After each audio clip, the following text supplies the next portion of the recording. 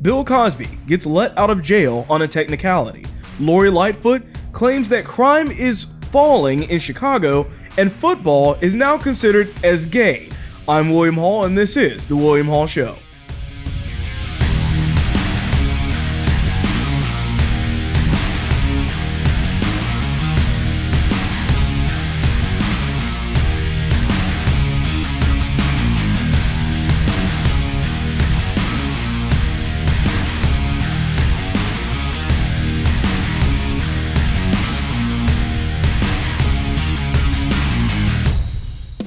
Alright, so as many of you have heard, Bill Cosby, obviously famous comedian, and really when all of the allegations started coming up in the recent few years, I mean, everyone knew about this. Everyone heard about what was going on with Bill Cosby. And the truth is that a lot of different allegations were brought up and he was thrown into jail. He was supposed to be serving a 10-year sentence there because of these rape allegations, and all of a sudden, he gets released from prison just a couple of days ago. What happened? What took place that caused this to actually happen in the first place? Really, what we have to look at here is the actual details of why Bill Cosby was put in jail in the first place, why they were even trying to charge him as it was. These issues actually weren't new. A lot of these situations date back a while ago. So, first of all, he only served about 2 years of that 10-year sentence that he was supposed to serve. But this goes back to a 79-page ruling. So the Supreme Court found that an agreement with then Montgomery County District Attorney Bruce Castor prevented Cosby from being charged for allegedly drugging and molesting Andrea Constand in 2004. So Castor and Cosby's camp say that they made a behind-the-scenes verbal agreement, and this was a long time ago. And this was in reference to, I guess they're saying here that they have an actor give a deposition on Constand's allegations in exchange for Cosby's never being criminally charged over them. So in other words, what was going on is that they were basically telling Cosby, hey, go ahead and admit, say what you have to say in the situation about what took place with this client here, and if you say what actually took place, we won't charge you. And that was an agreement that was made between those two people. So Cosby had admitted in the deposition that he did drug her and also performed sexual acts on her as well, but he claimed that it was apparently consensual. So the issue is that he basically admitted it. He admitted it under the kind of pretense or agreement that he was not going to get charged with anything. Well, come to find out later on, his testimony there was being used to then charge him in 2017, where Castor's successor in this guy was called Kevin Steele, opted to file charges against Cosby just days before the 12-year statute of limitations expired. So the judge in that case agreed to allow testimony from Cosby's deposition, which included him admitting to using quaaludes during consensual sexual encounters with women in the 1970s to be used against him. Okay, so in other words, it's almost like they kind of brought in another charge, but that whole charge and everything was entirely based off of him assuming that he was not going to actually get charged with anything. They're not even assuming. It was an agreement that was made at the time that he was not going to be charged with anything whatsoever. And then all of a sudden, they use that to then charge him? Like, wait, okay, what's going on here? So really, it's a technicality. That's really what's going on. I don't agree with it. He obviously should be in jail. The fact is that there's too many women talking about what he did and everything like that. The guy should clearly be in jail. My question is, where was the systemic racism that was supposed to keep him in jail? I mean, this is the big lie, one of the big lies that you hear from Democrats all the time. One of the darndest things they're saying, you might say, as we're going to go through many of them that they say in this episode today. But that's one of the big lies that they talk about, is that there's this systemic racism holding the black man down. Well, where was that system with Bill Cosby? Because Bill Cosby just went on free, didn't he? I mean, what happened? I mean, wouldn't they look at his race and say, because this man is black, we're going to keep him in prison? Or is it because of the fact that Bill Cosby was a famous person? Now, this goes back further to what I already kind of mentioned before as to the reason why he was let out of jail as it is. They were basically telling him a long time ago, that if he was to say what took place, that the agreement was they would not charge him for the things that he said, that he was not going to basically self-incriminate himself, in other words. So the thing is that how could systemic racism really play into this when we're talking about somebody that the only reason they were even offering this situation to Cosby in the first place is because he's a rich person. He's a rich and famous person. It's almost as if, as everyone with common sense has been mentioning for the longest period of time, that socioeconomic status is significantly more important than your race, than something that is so arbitrary in all of this. That's why Cosby was getting this deal anyways, or getting that agreement done. It's simply because of the status of his person, and obviously just him being a rich person as well. He's famous and rich. That's really what goes into this. Now the thing is Democrats are going to continue to talk about the fact that it was it was a systemic racism, but once again, you're not seeing any of those or anything for that evidence supporting that whatsoever. Cosby is a person that obviously belongs in jail. He should have been there, should have stayed there. Of course, that didn't stop a lot of liberals on Twitter from saying some of the stupidest things I've ever seen on Twitter in a long time, where a lot of the black liberals are actually defending Cosby. Not because of the evidence, but because they're treating it like another O.J. Simpson trial, where people just say, oh, well, he's black, so we're just going to assume that he's innocent. And then they literally are making statements on Twitter telling people, I'm so glad that the right decision was made in regards to Cosby. But then, of course, because they're on the left, they have to play the left's game and be like, well, we're so sorry for saying this to the victims. I mean, we care about the victims and what they have to say. You can't do both. That's the problem with the liberal left and black people that are a part of that. Is that on the one hand, they want to say that Cosby's innocent simply because of his skin color and the fact that they're black too. But on the other hand, their whole entire party is standing with Me Too. They can't have both of these things balancing each other. So it's just kind of crazy when you look at these situations, especially with Cosby and everything. A lot of people are upset at this, and they really should be. The real thing to me is just the hypocrites on the left doing what the left always has continued to do, which is pay so much attention to what's going on with Cosby, get so mad at that, but not care about the plenty of other, let's say, for example, just another example that relates to this, women that are currently in jail right now that are getting raped by biological men that identify as women. I mean, where's the Me Too movement on that? They don't care about that stuff, but all of a sudden they're just so ensconced with what's happening with Bill Cosby. You can see where the problem lies here. It just doesn't add up when you look at the situation. Me Too is selective. It depends on who it is and the circumstances surrounding it. It's not about the actual sexual assault allegations, because if it really was, then they would be taking many more things into consideration overall. So there's this other story here about this transgender pageant winner. So this is they were doing a Miss Nevada. So we all know about pageants that have taken place over the years, and where a bunch of different women compete, not only for just looks, but other talents and whatnot, to compete in these types of situations. Now, this new person decided that they were going to step into this, and the pageant place, I'm assuming, felt like they had to give this person the right to go and compete in this.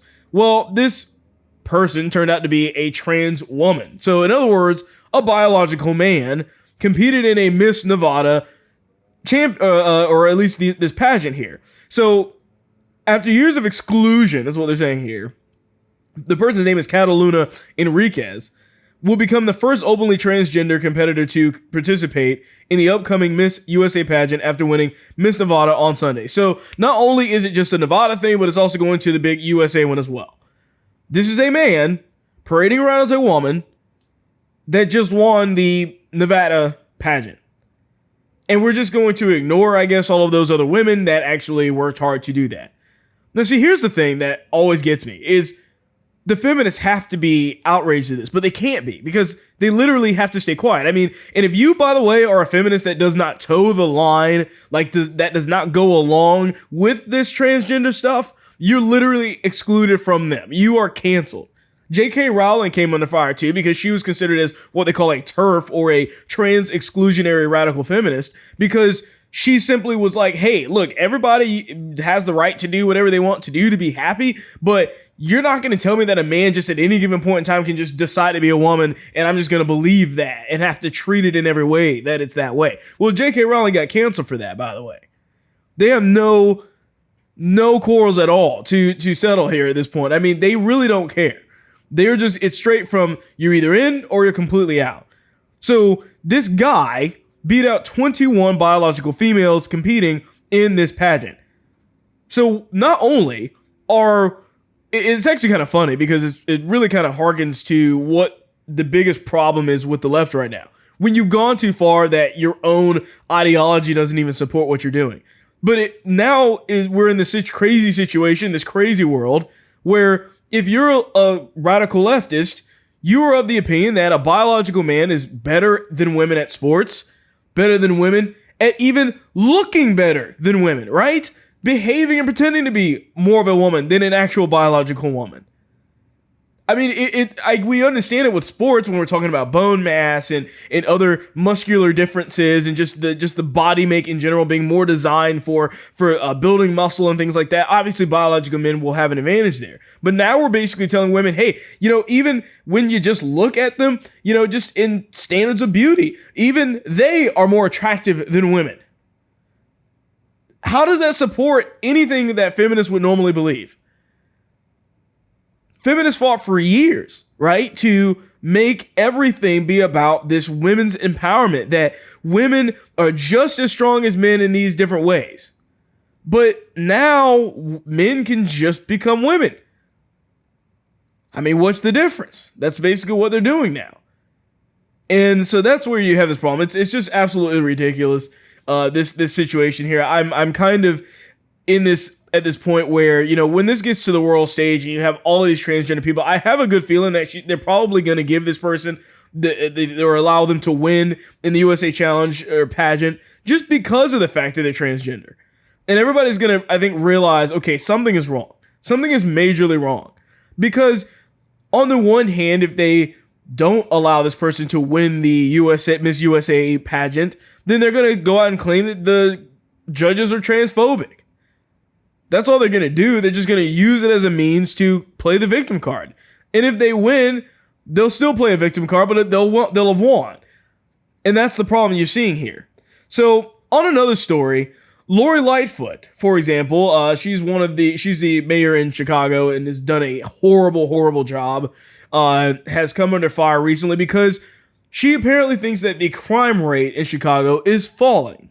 Is that we're actually seeing a decline in homicides and shootings. Yes, sir. Sir, we are done. Sir. Okay. That's my question. Here's my follow-up question. No. Let him ask his follow-up question so he doesn't claim that somehow we're being biased and slighting the guy from Newsmax. Please, sir, it's 6:30 going on 7. Ask your follow-up question. Well, my follow-up question is simply this. Many residents in Chicago feel that you've lost control of the city. Now it appears as though you've lost control of the Chicago City Council. Do you owe an apology to the victims of violent crime, the thousands of unsolved shootings and murders and stabbings and random stabbings in the downtown and the south side and the north side and the west side? Do you owe these people any apology? So once again, sir, I ask you to get your facts right.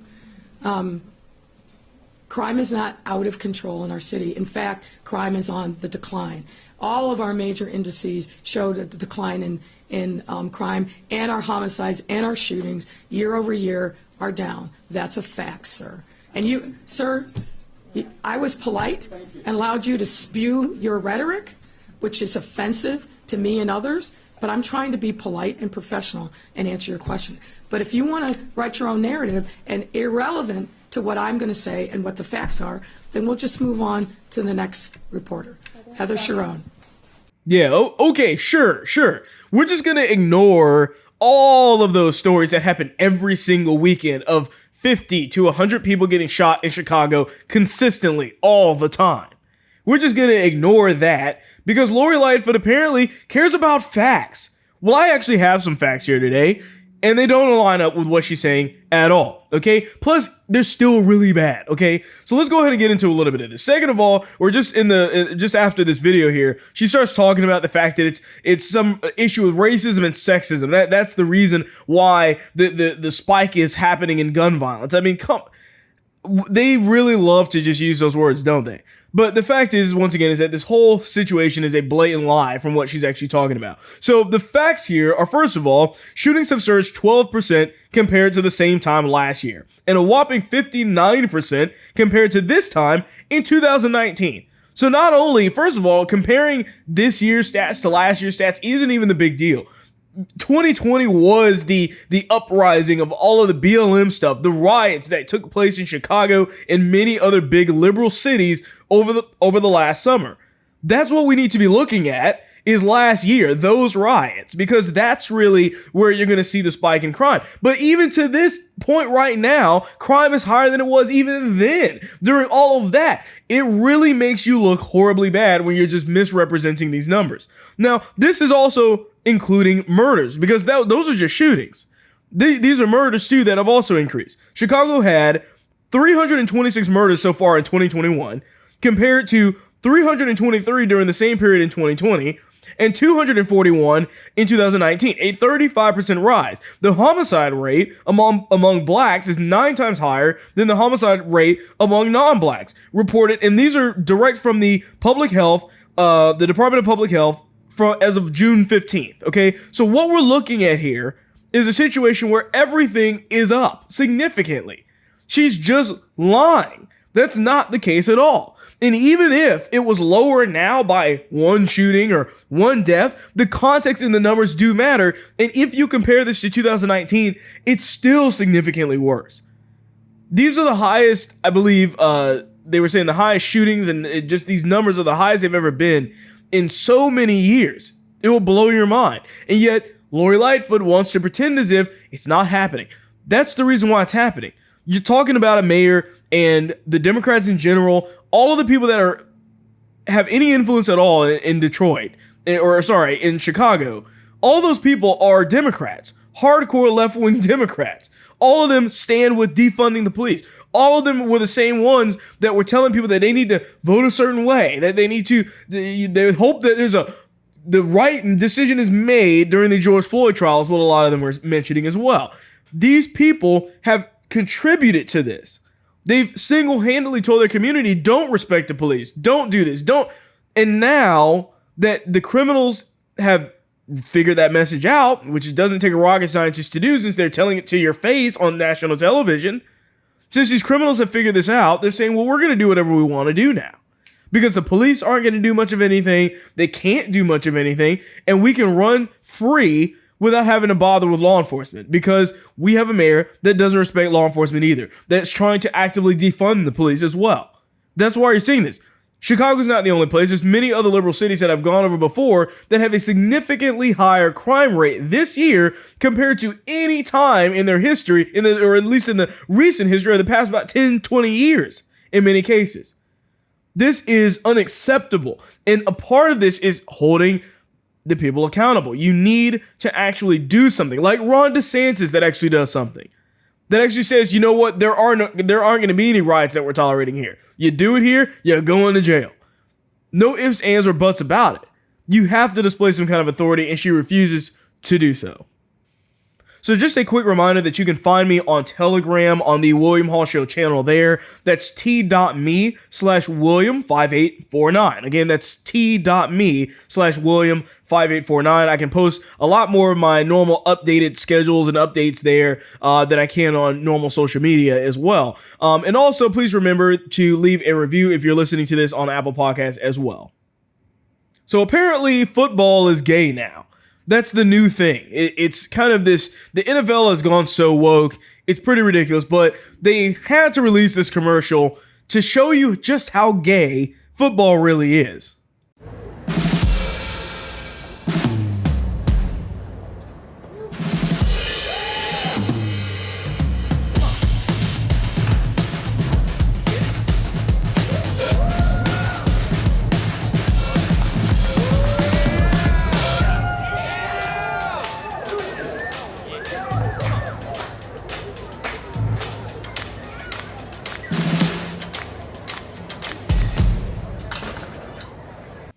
So if you're listening to this on the audio version, what you're basically seeing in this commercial is pretty simple, where it has football is, and then it has this third word that it is interchanging over to different words. And it basically starts with football is gay, then football is lesbian, and then it goes to queer, transgender, beautiful, and it's some other things, and it's everything, right? That's really what you're seeing in this commercial. And the problem is, of course, is that the NFL has been going in this direction for a very long time. It all started with the Colin Kaepernick stuff with BLM and everything last year, and now this. Of course, and I'm not surprised by any of this whatsoever, to be honest with you. But there was a statement from the NFL diversity director, Sam Rappaport, and he says, "I am proud of the clear message that this spot sends to the NFL's LGBTQ plus fans. The game is unquestionably for you." Listen, nobody cares who is exactly watching these sports. The fact is that them having to make this statement is dumb in and of itself. You don't need to make a commercial to say football's for women too. You don't need a statement in there to say football's for kids as well. Plenty of people have enjoyed football or other sports over the years. There was no specific demographic for people that were enjoying those sports. When you start to make these directed messages at specific crowds, especially when it's a political message, even though the left doesn't see it that way, what you wind up doing is you split off people that are actually your devoted fans. Normal people that don't want to hear any of this mess, that don't want to be having this stuff shoved in their face, that just want to enjoy the game. That's what it should have been about. I don't even watch the NFL anyways, but I definitely wouldn't or would have stopped a long time ago if I was a regular watcher of it, because it's just gotten so woke with this stuff. The BLM banners, and now with these gay commercials as it is. So there's this other statement at the very end of the video that they left on the screen for about 7 seconds just to make sure that you saw it, where it says LGBTQ plus youth with at least one accepting adult have 40% lower risk of attempting suicide. Okay, so you might be asking yourself, well, why is that a bad thing? I mean, right? Like, maybe children just need more acceptance. That's what's going to stop this suicide rate for them, right? Well, that's actually not entirely true. So there's plenty of different studies on this, but there was this 30-year longitudinal study that was from like 1970 something to around like 2003. And basically what it showed is that the transgenders that went in to have this transgender surgery, so they went all the way to do either the hormones as well as other transitionary things, over the course of 30 years, all of the recipients combined were still 19 times more likely to commit suicide than a regular person. So how in the world is that helping anybody? Seriously, how is that helping anyone actually to feel better, it's not treating anything. See, what they do is they like to take these little snippets and say, well, it's 40%, it's such a high thing. You're literally saving their life by just going along with it. Yeah, it's not going to happen. I'm not doing that. Not for my children, not anyone else. It's not going to happen. Because it's based off of a lie. Somebody made an interesting statement on Twitter, basically saying that God made us, right? We know this. And the fact is that when you read the Bible, it's abundantly clear that God wants who we are to die and for Christ to live in us. It's kind of the whole premise of all of that. And what you see here is the left will say, it's my body, my choice. It's this, it's who I am, it's who I was born to be. Well, God says that you need to be born again. That's the difference. I mean, look at the massive divide between this radical leftism and Christianity. It couldn't be further apart in the way that they view the world. And the NFL going along with this type of ideology is just going to cost them dearly. Fans are not going to watch this. Fans don't want to be a part of this. They don't care about the sport that much. They don't want to be preached to. And that is ultimately the reason why they're going to just simply turn it off. Just turn it off entirely. So speaking of the NFL and just them going along with this transgender ideology, this mother brags about her trans daughter going through menopause caused by hormone blockers. Now, this is a crazy title there. I mean, that sounds insane. And it really is. It really is, if you actually dig down into what's going on here. So a mother of a gender-confused child recently boasted that her daughter, who identifies as a boy, is going through so-called early menopause due to the hormone blockers she has the child on. So Carolyn Tate is the name of the mother from Brisbane, Australia, wrote in April that her gender-confused daughter is going through early menopause and she's so proud of him. Crazy.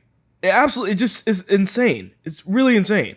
So she goes on and actually says in here, my 15-year-old son started feeling nauseous and a bit off a couple of weeks ago. He skipped dinner and headed to bed early, but the next morning, he still wasn't himself. The nausea had lifted, but it was replaced with sweats and hot flashes.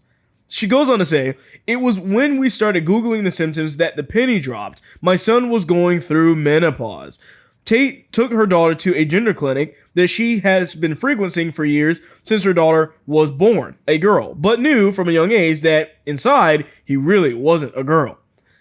As of age 12, she said her daughter knew she wasn't a girl. Since her child can't medically transition at the age of 15 years old, Tate put her on puberty blockers. When the child turns 16, Tate says she will put her on testosterone, which should impact her fertility, according to the St. Louis Children's Hospital. In other words, it's going to chemically castrate her, okay? She's not going to be able to have children. If that's something that they chose to do, it wouldn't happen. The drug prevents the girl's body from making estrogen, Tate said. Once that estrogen tide goes out, that's when a short and sharp menopause can hit. Apart from that, the only side effect is potential bone brittleness from a loss of calcium. So we're being vigilant about ensuring she's keeping up with his vitamins, she said. So really what you're talking about here is something very, very, very dangerous. It's dangerous territory that these left-wing people are entering into. And it's really sickening that they're doing this to their own child and pretending as if this is perfectly fine.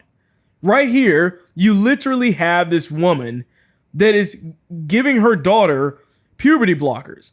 These people, by the way, treat sex and puberty, things like that, as if it's something that you can just play around with. Just screw around with nature and it'll be okay. That's the way they see it. Because it's just like, oh, we'll just put puberty on hold, right? What's the big deal? We'll just stop it. Not because it's necessary. Keep in mind, puberty blockers are not necessary. It's the reason why they're doing it is because they don't want their actual biological daughter to go through having a period, going through the normal puberty processes. They don't want her to have it. But so menopause is okay? That's all of a sudden perfectly fine with you? Yeah, I don't think so. Not in my world. The thing is that you have to really take into consideration what this is doing to her daughter. That's really the key. I mean, ultimately, this is sterilization. That's what's going to happen. Even if you put her on testosterone later, that's what's going to happen. There's plenty of studies, by the way, showing that by putting children that age on puberty blockers and just assuming it's just no big deal. First of all, I don't even like the name puberty blockers. That is a lie. That name is another way that the left uses words to try to construct their own meaning, their own narrative, okay? So the actual drug, and there are several, but one of the main drugs used, by the way, for a puberty blocker is this drug called Lupron. If you've never heard of this, I wouldn't be surprised. But this drug, Lupron, is actually used or was used to chemically castrate sex offenders. Sex offenders. You're giving this crap to children and applauding it?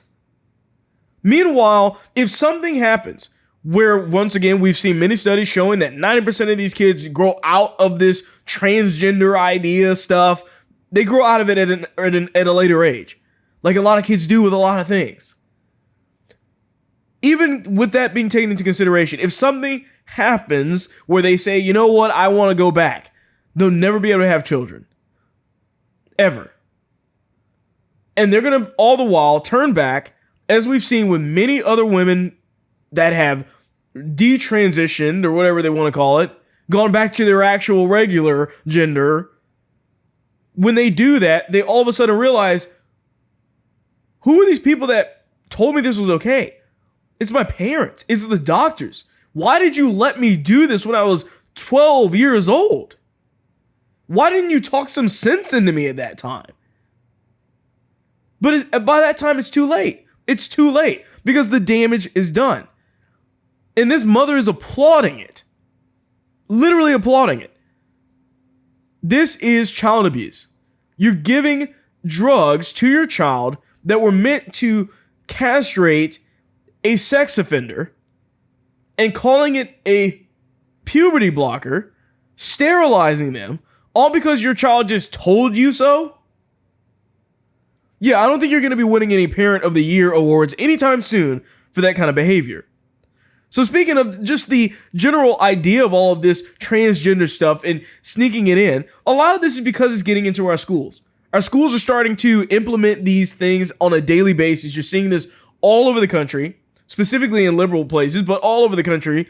And this guy, he's actually a school district official, writes his letter of resignation to the school board because of the CRT and because of it being anti-white. And they use a lot of the language that a lot of the liberal people use when talking about gender and everything else in this letter. So I'll post the video or the picture of the actual letter here so you can see that.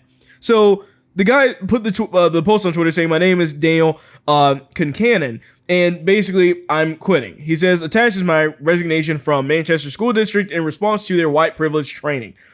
Once again, that's what you're seeing here. So this is the actual letter that he wrote to the school board.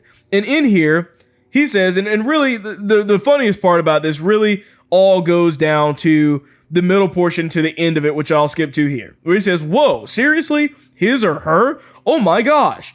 Wow, just wow. I can't even. How is Manchester School District still operating in this archaic binary?" In other words, what he's saying is, using just his or her? How dare you? Right? Kind of as a joke. So it goes on to say, oh, where is the equity? As a trans feminine, spectrosexual, non-libidoist Subaru Forester Basset Hound hybrid with a mixtape of surgical errors for genitals, I am non-binarily challenged, outraged at Manchester School District's stunning failure at inclusivity of soft butch, stone butch, pan-romantic, gender dormant, copiosexual, trigender, polygender, demigender, and left out of gender peoples, and I call for the resignation and immediate gender reassignment surgery of Superintendent Goldhart, Chief Equity Officer, Steady, and all these district administrators of Board of School Committee members responsible for this wanton toxicity that, though obviously acceptable to treat mere cisnormative whites with, is supposed to be spared those that share fellowship in the cultural revolution, adapt abstract and performative identities, and list pronouns with their names. How absolutely dare you, yours, yourself?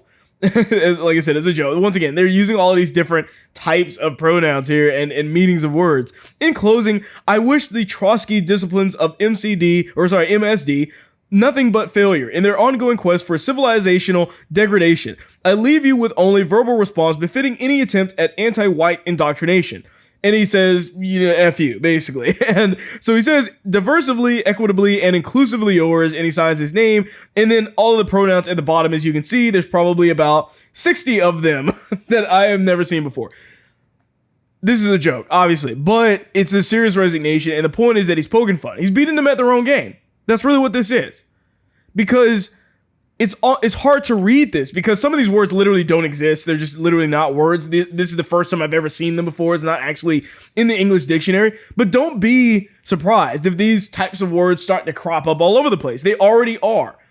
I have a little bit of a story treated at the end about how that actually is the case. But these words are already being started, where they're changing the language, moving it around, and making up stuff as they go to mean whatever it is they want it to mean. So if all of this sounds like nonsense to you, it's because it is.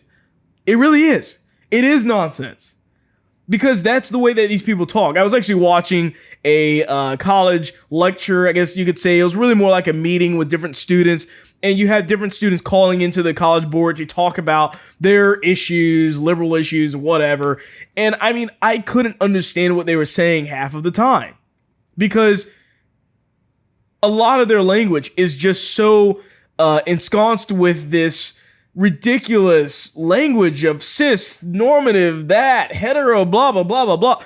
You would be completely confused listening to these college kids these days that are talking this way.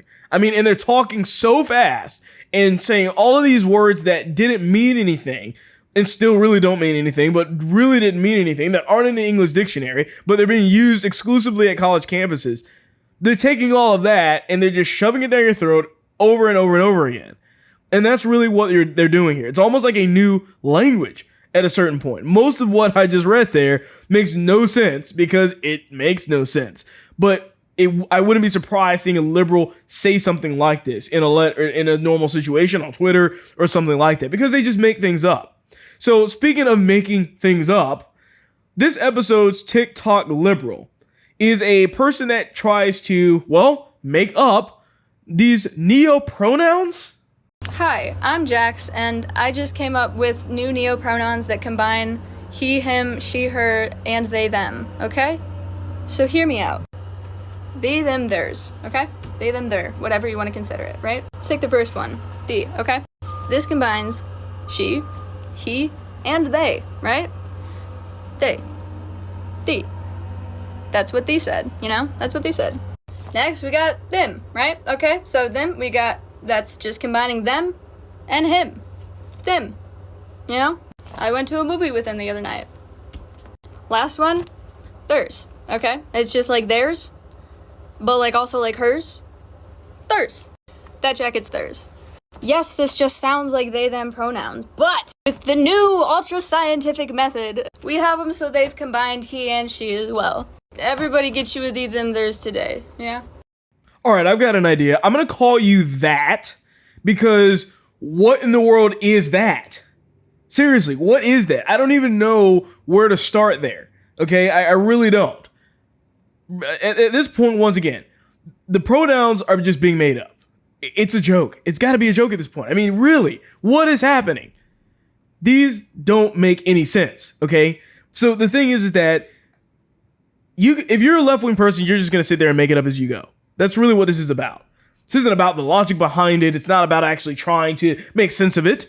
It's just simply about going along and doing whatever you want to do and starting a new trend of calling something else something.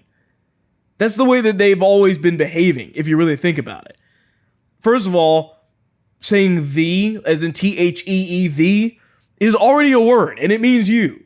You can't just adopt that word and add it on to the, well, it means the, or they, them, and he, so the. I'm so clever using a word that already has a definition in the English language. Obviously, these people have never read a Bible before, or they know that, but hey, yeah, whatever. You know, it really is pretty astonishing. The real issue here is that these young adults got no discipline as a child. I can tell you right now, that looks like a person that was never told no as a child.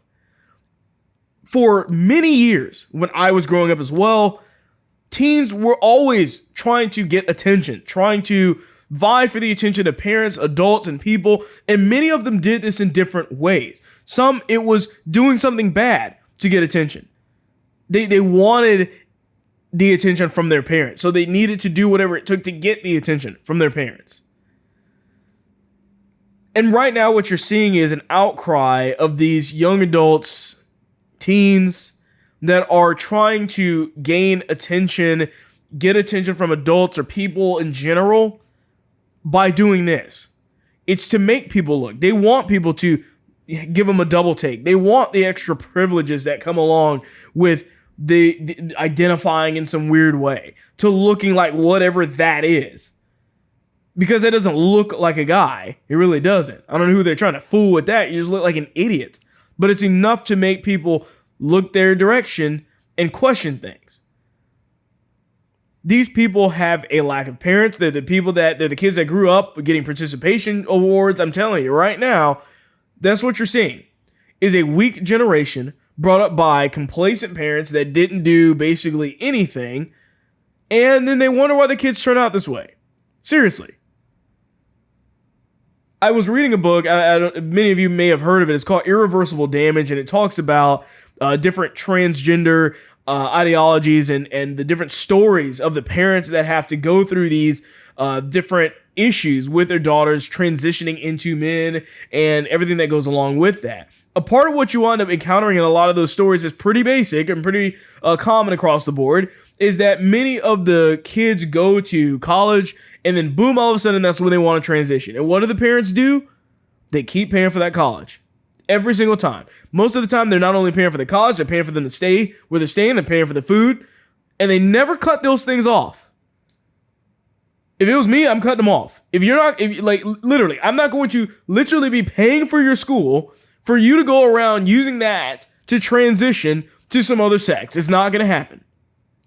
You want to do that? Cut it off. Once you're an adult and not under my protection and in a situation where I'm literally taking care of you, you can do whatever you want to do. But not under my roof and not on my dollar either. And that's the difference that you see with a lot of these parents, is that they were literally doing that. They're paying their way this entire time while this goes on. This is what you get. This is the product of that right here. And it's sad to watch. It really is. With that being said, I thank you for watching or listening to this show. I'm going to be back on Tuesday after July the 4th. I hope everybody enjoys their July the 4th weekend as well. I'm William Hall, and this is The William Hall Show.